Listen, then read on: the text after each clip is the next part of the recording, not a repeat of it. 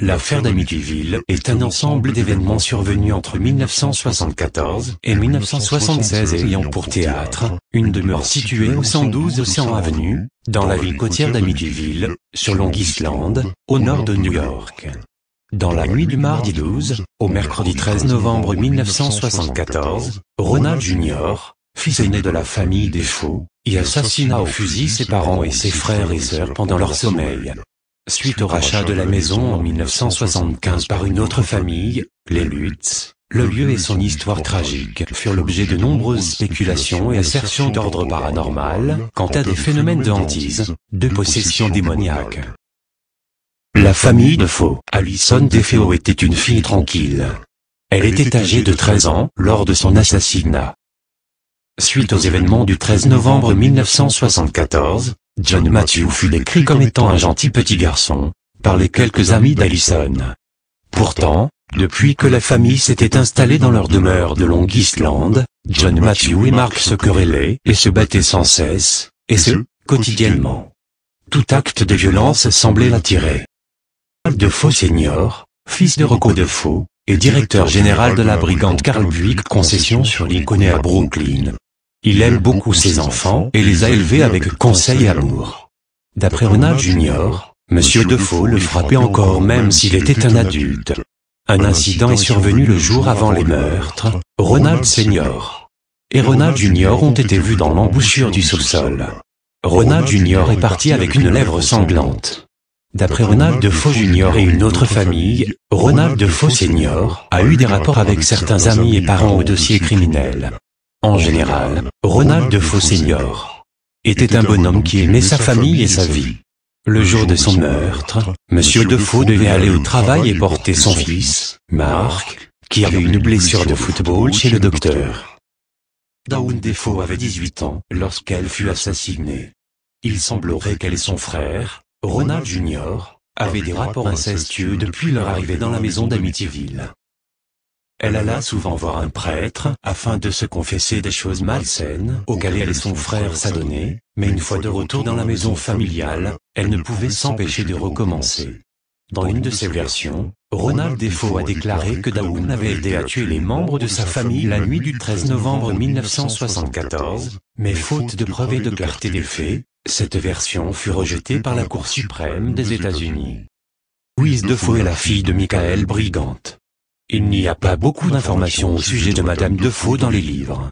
Ronald Defoe Jr. a accusé sa mère d'être infidèle à Monsieur Defoe, mais cette affirmation n'aurait pas de fondement réellement connu. Mark Defoe a dû se rendre chez le médecin le jour du meurtre, suite à un accident de football survenu à l'école. L'accident fut assez grave, car on décida de lui plâtrer les deux jambes et il devait maintenant se déplacer en fauteuil roulant pour une période indéterminée. Alors même si Mark aurait voulu prendre la fuite, la nuit des meurtres, il en aurait été incapable, étant cloué à son lit. Il était âgé de 12 ans quand il rendit l'âme. La nuit des meurtres. Mercredi 13 novembre 1974, vers 3 heures du matin, Ronald Defoe Jr. finit d'écouter un film appelé Castle Keep. Il prend son fusil 35 mm et assassine son père, sa mère, ses deux frères et deux sœurs pendant qu'ils dorment dans leur lit. Certains sont tués dans leur sommeil, d'autres auront le temps de se réveiller avant leur assassinat. L'enquête. La police croit que les voisins n'ont rien entendu car la maison agissait comme un château fort et aurait assourdi le son. La maison a été construite en 1928, ce qui justifie très bien cette thèse. De plus, le chien Defoe aboyait bruyamment pendant tout le temps des meurtres. Les Defoe croyaient très probablement que Ronald Defoe Jr. regardait encore Castle Keep. Castle Keep est une émission extrêmement violente et remplie de tirs bruyants. Defoe Jr. écoutait la télévision très fort, ce qui pourrait expliquer pourquoi les enfants ne se sont pas réveillés. Monsieur et Madame Defoe ont été les premiers à être assassinés. Les enfants n'avaient aucune raison d'être alarmés parce qu'ils dormaient dans leur maison, dans leur lit. Les autopsies ont révélé que les Defoes n'ont pas été drogués au dîner et il a été prouvé que Madame Defoe et Alison se sont réveillés. Ronald Defoe Jr. avait dit pendant son interrogation que Dawn s'était réveillée et lui a demandé quel était le problème. Il lui a dit de se recoucher, ce qu'elle a fait, et c'est alors qu'il l'a abattue. Il est dur de dire si ce qu'il raconte est vrai car il a créé beaucoup de versions différentes des meurtres pendant l'interrogation de la police. À la demande de l'avocat de la défense, William Weber, une enquête a lieu dans la maison afin d'y trouver une quelconque puissance capable d'avoir influencé le meurtrier. Sans doute renseigné par des spécialistes en parapsychologie, il soupçonne l'existence de champs électromagnétiques dus à des vices de forme ou à des forces telluriques avoisinantes susceptibles de saturer l'environnement en ondes nuisibles à l'équilibre des cellules et à la santé mentale de son client. Cette thèse du champ parapsychologique est avancée par un certain Hans Holzer pour justifier pourquoi aucun des membres de la famille de Faux n'a été alerté par les coups de feu. Il inhibe les sons et affecte la perception du bruit. Mais de là à entendre des voix d'outre-tombe, l'affaire est classée par les scientifiques, qui refusent d'y voir autre chose qu'une folie meurtrière. Les nouveaux propriétaires. Malgré le passé macabre de la grande demeure, une nouvelle famille, les Lutz, y emménage le 18 décembre 1975. George Lutz, 28 ans, visite la propriété avec sa femme Kathleen. Ils viennent de se marier et ont 3 enfants d'un premier mariage. Ils croient avoir trouvé la maison de leurs rêves et s'en portent acquéreurs. Une de leurs premières actions est de demander à un prêtre, le père Ralph Pecoraro, de venir bénir la maison. Au cours de la bénédiction, le prêtre dit entendre une voix, forte, semblant venir de nulle part, lui disant simplement, « Va-t'en ».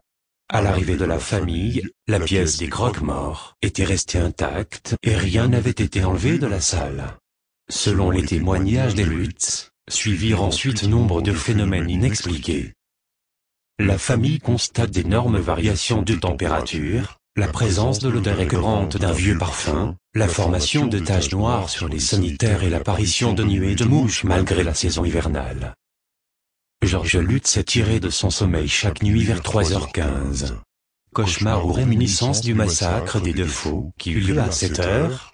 Enfin, Melissa, la cadette, évoque à plusieurs reprises de la présence d'une amie, du nom de Jodie qui se manifeste à elle en lui assurant qu'elle resterait toujours dans la maison. Imagination infantile ou expression du démon? Le temps fort de ces manifestations reste la découverte dans la carte d'un réduit qui ne figure sur aucun plan. Même le labrador noir Harry refuse d'approcher cette pièce malodorante aux murs peints en rouge. Un lion de céramique de plus d'1 mètre de haut se met à bouger tout seul. On trouve des empreintes de sabots fourchus dans la neige tout autour de la maison. Les traces mènent tout droit à la porte du garage, qui avait été arrachée de ses gonds, une prouesse qui aurait nécessité, selon Manson, une force au-delà de celle d'un être humain.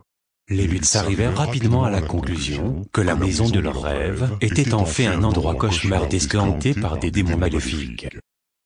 Cathy Lutz est la première à être véritablement terrorisée par les entités qui hantent la maison. Des bras invisibles l'enlacent, des êtres tentent de la posséder.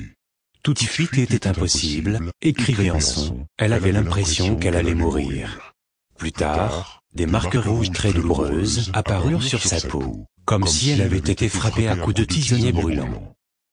À la même période, George Lutz vit à son tour des événements étranges. Il entend une fanfare défiler dans la maison, avec le bruit des bottes et le son d'instruments à vent.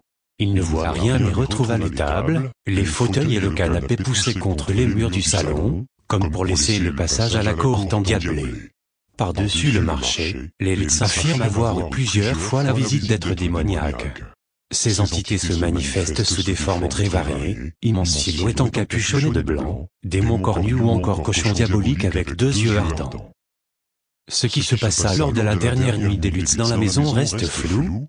Toujours est-il qu'ils s'enfuirent de la maison en pleine nuit, en laissant meubles et biens à l'intérieur. Depuis lors, la maison est passée entre de nombreuses mains et aucun des propriétaires, qui l'ont achetée après les Lutz, n'a jamais signalé une quelconque manifestation anormale. Un grand nombre des phénomènes décrits ont trouvé une explication banale. De nombreuses contradictions et déformations dans les propres propos de la famille Lutz jettent par ailleurs un voile de discrédit sur leur récit. La ville d'Amityville ne fait aucune publicité sur ce que la population continue de considérer comme un vieux fait divers monté en épingle par une presse avide de sensations. Voici une photo qui a été prise par un ami de la famille dans la maison des Lutz après le massacre des 2 Faux où il certifie que la maison était vide. On y voit une tête à gauche sur la rambarde de l'escalier, près de la porte.